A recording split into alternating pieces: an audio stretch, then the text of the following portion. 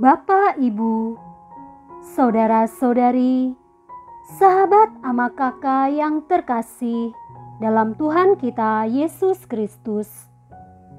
Selamat berjumpa kembali dalam Renungan Harian Katolik, Kamis 11 Mei 2023, Pekan Paskah kelima.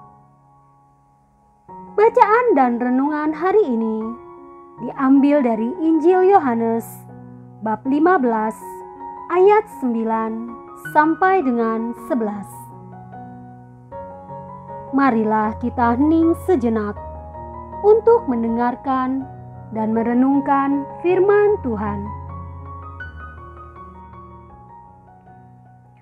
Semoga Tuhan beserta kita sekarang dan selama-lamanya. Inilah Injil Tuhan kita Yesus Kristus menurut Yohanes. Dimuliakanlah Tuhan.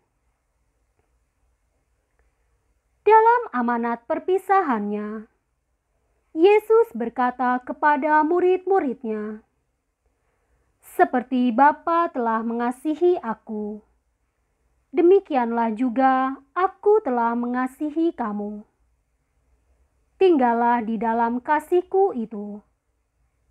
Jikalau kamu menuruti perintah-Ku, kamu akan tinggal di dalam kasih-Ku, seperti aku menuruti perintah Bapa-Ku dan tinggal di dalam kasih-Nya.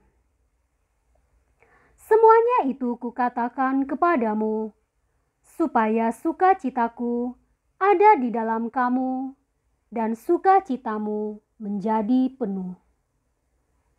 Demikianlah sabda Tuhan. Terpujilah Kristus.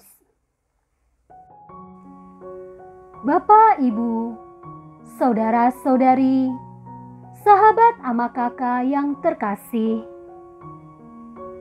Paus Fransiskus dalam Evangelii Gaudium mengatakan bahwa iman adalah buah dari perjumpaan dengan pribadi Yesus Kristus. Ketika kita menjumpainya, mendengar sabdanya, terpesona oleh kasih-Nya, dan mengikuti jalan-Nya, kita hidup di dalam Dia. Kristus menjadi yang utama dan satu-satunya dalam hidup kita. Itulah jalan hidup seorang Kristiani. Tuhan Yesus hari ini menyampaikan undangan untuk tinggal dalam kasih-Nya. Ketika kita tinggal di dalam kasih-Nya, kita menjadikan kasih sebagai ukuran, prinsip, dan bingkai hidup kita. Santo Agustinus mengemukakan pandangan yang menarik tentang hidup yang digerakkan oleh kasih. Milikilah kasih dan lakukanlah apapun yang engkau mau. Jika engkau berhenti bicara, engkau akan berhenti bicara dengan kasih. Jika engkau berseru, engkau akan berseru dengan kasih. Jika engkau mengoreksi, engkau akan mengoreksi dengan kasih. Ketika hati kita dipenuhi kasih, maka segala hal yang kita lakukan akan membawa kebaikan.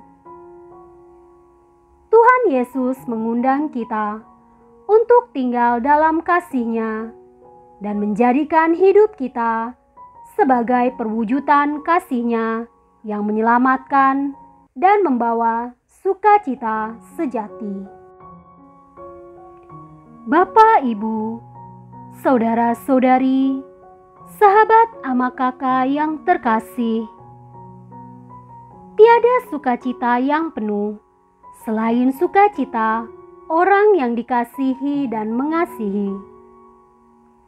Perintah Yesus untuk saling mengasihi bertujuan agar kita semua hidup dalam sukacita yang penuh.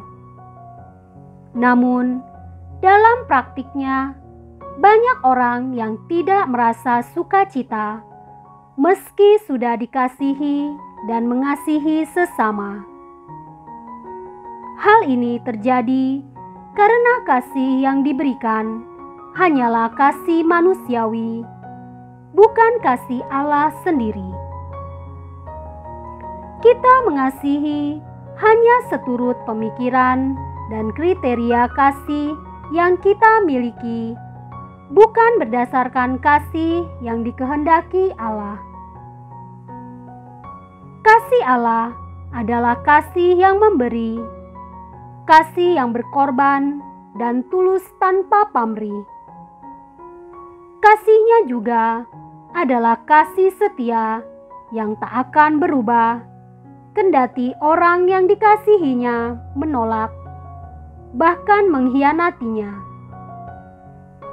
Maka, kalau kita ingin mengusahakan sukacita yang penuh bagi diri kita sendiri dan bagi sesama, belajarlah mengasihi dari Allah sendiri.